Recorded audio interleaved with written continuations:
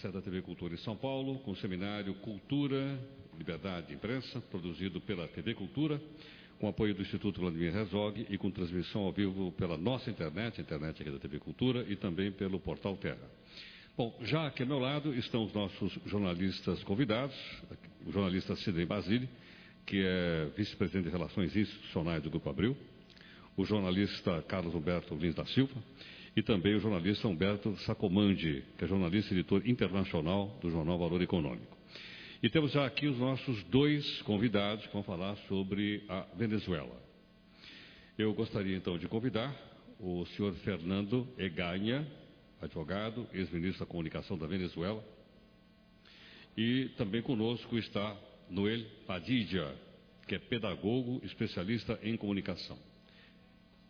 Ok, então, perfeito. Então, eu vou passar primeiro a palavra por aproximadamente 20 minutos, que é o tempo que nós acordamos, para que faça inicialmente a primeira exposição, então, sobre a imprensa na Venezuela, ao pedagogo Noel Padilla. Noel. Boa tarde a todos. Muito obrigado à TV Cultura pelo convite e pela oportunidade de poder incorporar neste debate a questão da mídia na América Latina, algumas outras visões que vão além da visão midiática que está colocada no âmbito da Venezuela, visto que hoje foi muito mencionada a situação da Venezuela nessa questão midiática. Acredito que esta oportunidade é muito importante para incorporar, a partir da minha visão, da minha opinião, de grupos também, de grupos que visam colocar o que acontece na mídia. Eu não sou jornalista, eu sou pesquisador da área da comunicação, eu sou acadêmico e também nós enxergamos a situação que está acontecendo na Venezuela e que é muito conhecida na Venezuela. A situação midiática na Venezuela, como foi mencionado hoje e como os senhores conhecem por meio da mídia, coloca uma situação eminentemente política. A situação política vivida no país hoje tem no contexto midiático um peso muito importante.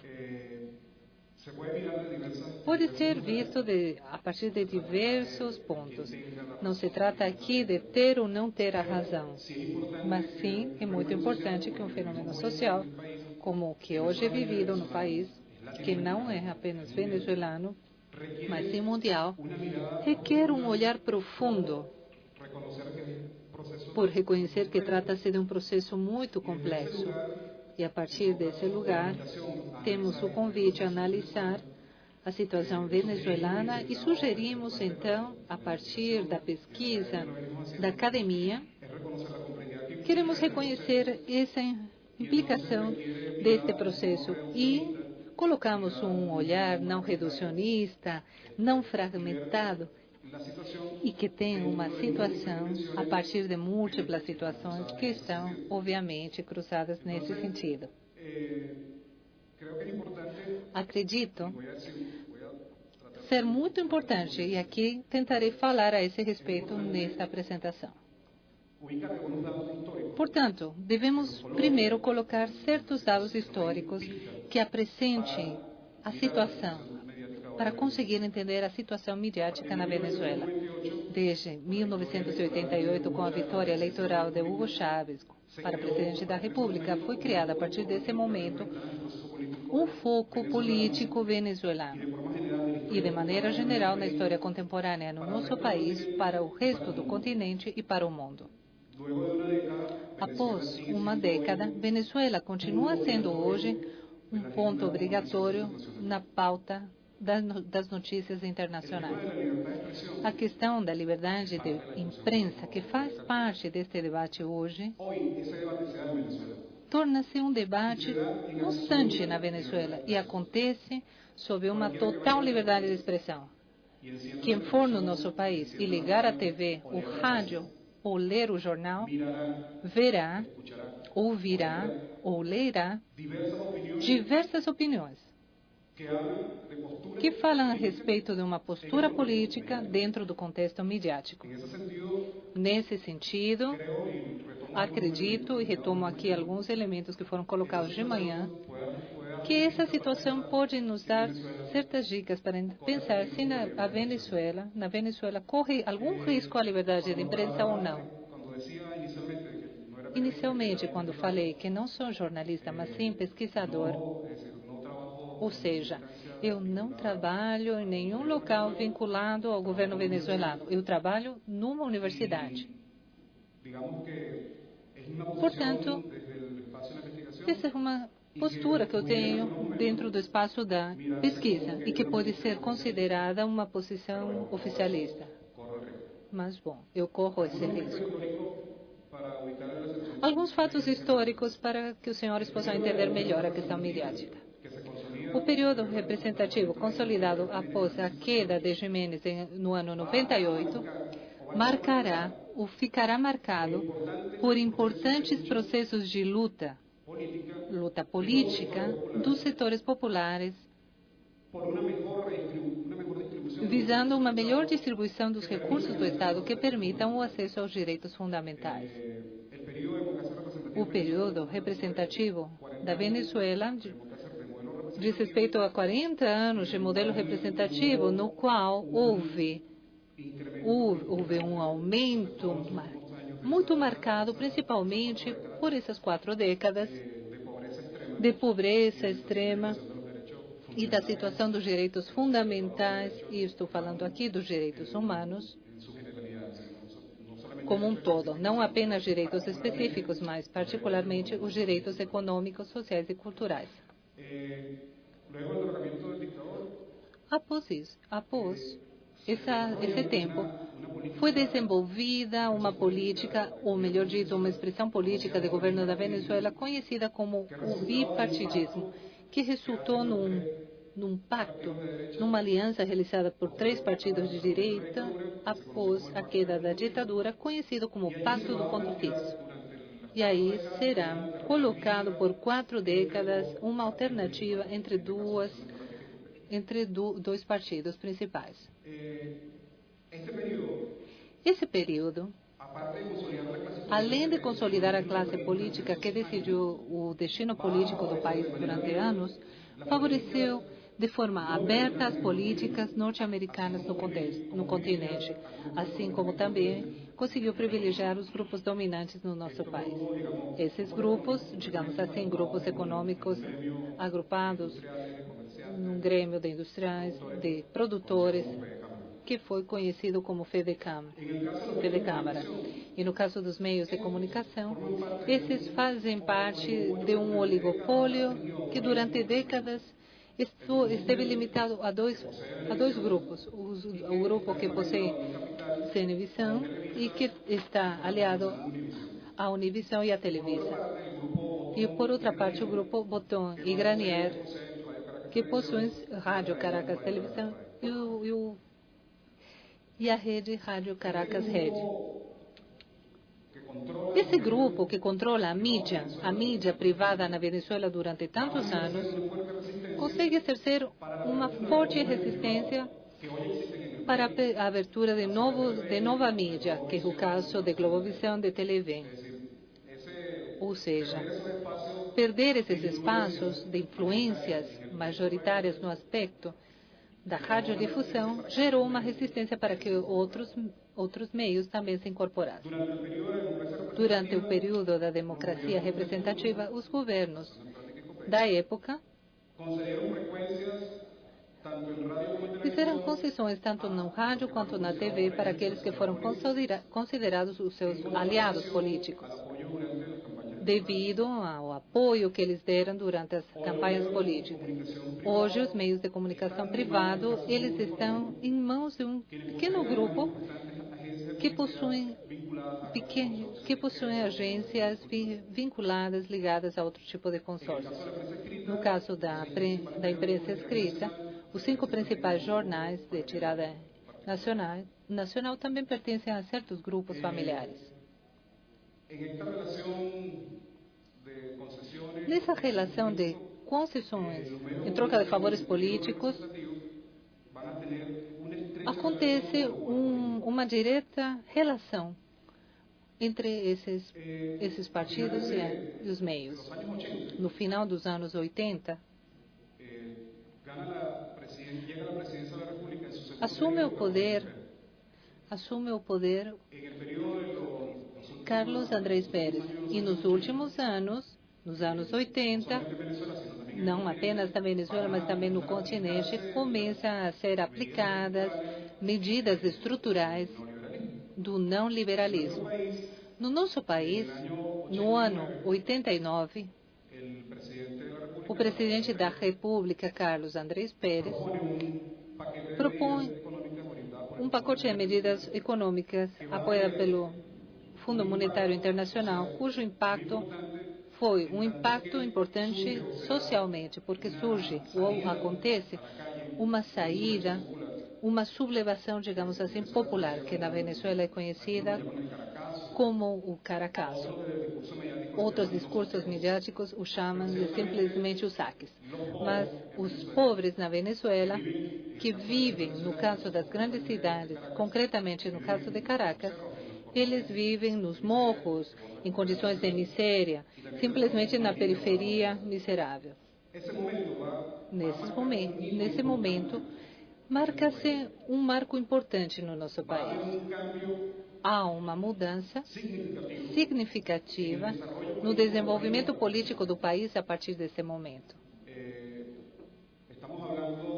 Estamos falando aqui, portanto, do Estado que reconheceu essa saída para as ruas por parte dos venezuelanos que foram para as ruas, e isso implicou uma resposta muito dura, muito séria, que jamais antes vista no nosso país, de uma medida de repressão, e o Estado reconheceu 270 mortos, e os grupos de direitos humanos falam de mais de 3.000 mortos e desaparecidos. Nesse momento que acontece esse marco no nosso país, na história do nosso país, ocorre uma ruptura. Essa saída do povo às ruas, dizendo não a um pacote de medidas, rompe uma série de mitos. Um deles é a democracia de vitrine, porque a Venezuela vendeu uma imagem no mundo como um modelo a seguir, um modelo democrático, um modelo perfeito de democracia. E nesse dia, esse modelo, esse mito, acaba. Um outro dos mitos que foi rompido nessa ocasião foi o mito da representatividade, porque os representantes dos cidadãos não foram capazes de representá-los. Tanto foi assim que o período de democracia representativa favoreceu os setores minoritários da população. E o outro mito que foi quebrado foi aquele das classes. Em fevereiro, rompe-se esse mito, dizendo que não é possível ser feliz, viver feliz, se há desigualdade, sendo que há muitos privilégios em determinados grupos sociais. No entanto, a grande maioria da população não tem acesso a esses privilégios. Quando eu digo que esse é um momento importante no nosso país, digo isso porque a partir desse momento surgem processos de mudança que dão a possibilidade de que no ano 98, por meio de um processo eleitoral, ganhasse as eleições Hugo Chávez Frías.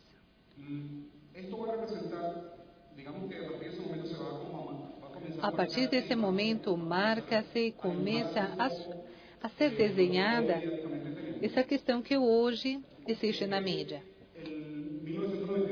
Em 1988, marca-se a perda do poder político por parte da classe que antigamente o possuía. Promove-se ou coloca-se a partir de 98 um processo constituinte, e os venezuelanos e venezuelanas tivemos a possibilidade de votar numa Constituição, que é a Constituição atual da República Bolivariana da Venezuela, porque era considerado necessário construir uma nova atitude do Estado. As leis que até esse momento eram simplesmente colocadas exprimiam um momento do país, um momento representativo, e ter acesso há uma lógica diferente à geração de capital, uma lógica que coloca a restrição e a redistribuição dos recursos e coloca um marco jurídico que o permite. Nesse momento, esse momento torna-se o limite que abre novas brechas entre aquilo que era a relação entre os governos com a mídia e, a partir daí, o processo constituinte teve, no contexto midiático da mídia privada, uma grande resistência no discurso, na inserção de um processo que estava acontecendo, em situação, obviamente, de resistência. Mas esse período de discurso e de posicionamento político acaba nos levando até o ano 2002. Nesse caso, é o ano 2002, abril, na época em que na Venezuela e em outros lugares do mundo, pensamos que foi um golpe de Estado. No entanto, no contexto midiático e até mesmo no contexto do Supremo Tribunal de Justiça, não foi um golpe de Estado, mas sim um vazio do poder. E o que acontece nessa época de 2002 na Venezuela? De certa forma, isso replica-se em momentos mais contemporâneos. E agora eu vou mencionar o que, na minha opinião, também foi um golpe de Estado, que aconteceu em Honduras. No entanto, houve uma postura no contexto midiático que não fala de golpe de Estado. Portanto, podemos nos questionar, talvez, se em algum lugar do mundo, por exemplo, vamos pensar nos Estados Unidos, se o que acontece na Venezuela em 11 de abril, se tivesse acontecido nos Estados Unidos, como seria chamado? Ou se que aquilo que aconteceu em Honduras tivesse acontecido nos Estados Unidos, como seria chamado? E mais recentemente, há poucos meses, o que mediaticamente foi conhecido como insubordinação. Portanto, nesse momento, começa a ser colocado e desenhado e torna-se mais claro a situação política na Venezuela e que está aqui de encontro ao midiático e que transcende para o mundo, até mesmo no contexto dessa luta da mídia e do governo, desse antagonismo que aqui é colocado. Visto que acreditamos, e digo aqui acredito porque eu faço parte da pesquisa e sempre estive a par dessas questões, porque hoje o que está sendo colocado na Venezuela, e temos aqui questões que são assumidas nesse sentido, porque o que está hoje em questionamento na Venezuela é aquela briga, aquele antagonismo ou contradição entre dois projetos da sociedade. Uma sociedade que, como disse, tem alguns elementos históricos desenhados durante 4 décadas da democracia representativa e que prevalecerá e estimulará e privilegiará a lógica dessa situação. A partir de 1999, quando a Constituição colocou que a democracia não é representativa, mas sim participativa, isso supõe processos de inclusão e supõe também que esses processos de inclusão sejam garantidos como uma redistribuição.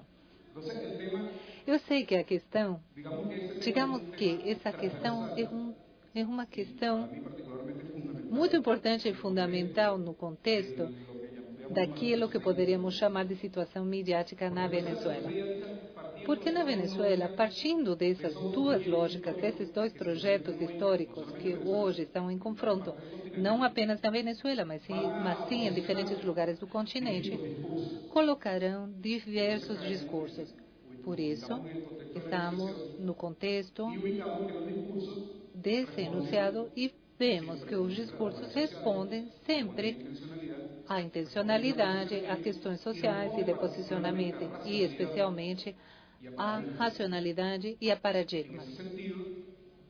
Nesse sentido, como eu disse no início, quando mencionava que deveríamos olhar para a situação midiática na Venezuela profundamente, seria muito interessante conseguir analisar cada um dos elementos e pensar por que nessa lógica da redistribuição,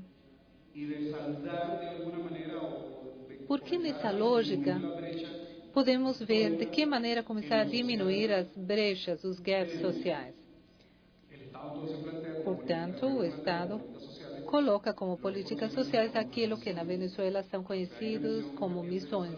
São missões da saúde, missões orientadas para a educação, outras orientadas para a capacitação, para a profissionalização e para a situação de pessoas que moram nas ruas. Portanto, essas políticas sociais, o fato de se colocar nesses discursos, no caso midiático, concretamente da mídia privada, realmente é uma questão que os torna fundamentais. E isso nos mostra que existe um posicionamento, que existe uma lógica, existe uma racionalidade nos discursos, tanto por como enunciá-los ou bem por omiti-los. O comportamento como atores políticos nessa briga que já foi descrita. Estou aqui falando da questão do golpe de abril de 2002, no qual a mídia privada teve uma participação que eu não me atreveria a falar no contexto financeiro, que aconteceu no contexto financeiro, mas sim no contexto simbólico, ao qual todos nós, cidadãos, temos acesso, porque lemos os jornais, porque assistimos à TV. E localizamos nesse contexto simbólico todos os elementos que falam a respeito de um favorecimento que existiu no país. Por dar apenas um exemplo, um dos maiores jornais com maior tiragem na Venezuela, no golpe de 2002, que aconteceu à tarde, mas à noite, foi sequestrado o presidente da República. Porém, a manchete desse mesmo dia, de manhã, antes de que ocorresse tudo aquilo que ocorreu em 11 de abril, dizia: batalha final acontecerá em Miraflores. 2 minutos mais. 2 minutos mais para você. A questão é que há muitos elementos que falam sobre os discursos e sobre essa questão que realmente é a minha área especial de pesquisa. E estará orientado com o olhar, com aquele olhar profundo no qual olhamos para o outro, porque nos corresponde, devido ao lugar no qual nos encontramos, seja por qualquer razão que for, ou simplesmente porque aquele é inferior a mim. Nesse contexto midiático do discurso, há uma constante forma pejorativa. Como a colega falou há pouco a respeito da presidente da Argentina, porque falou a respeito do presidente e das pessoas que o apoiam e que com certeza, em sua grande maioria, são os pobres. E no seu discurso muito agressivo, em muitos momentos, fala-se sobre as pessoas que apoiam esses discursos, essas pessoas referindo-se com pejorativos, com despreciativos, com falando do povão. Portanto, quando falamos da liberdade de expressão na Venezuela, de que estamos falando? Estamos falando de liberdade de expressão? A questão que hoje foi tratada sobre o controle social? Ou falávamos sobre o controle do capital ou da liberdade da imprensa?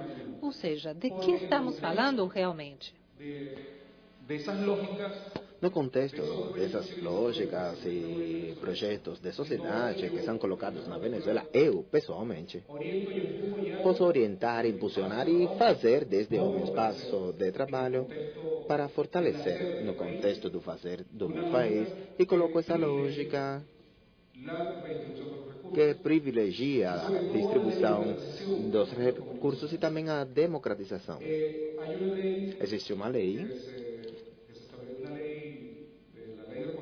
de responsabilidade social, que contempla mecanismos da corresponsabilidade e, principalmente, da cidadania da comunicação ou comunicativa. Nesse sentido, existe um mecanismo jurídico previsto na lei, que seria o Comitê de Usuários. O Comitê de Usuários é um fórum, um espaço onde as pessoas, pelo menos 20 pessoas, se reúnem e podem fazer a controladoria ou auditoria do que acontece na mídia. Recentemente, um Comitê de Usuários apresentou diante do Conselho de Segurança um processo solicitando a suspensão ou cancelamento de umas telenovelas que passavam em horário nobre, incitando a prostituição, as drogas, a violência, e conseguiram.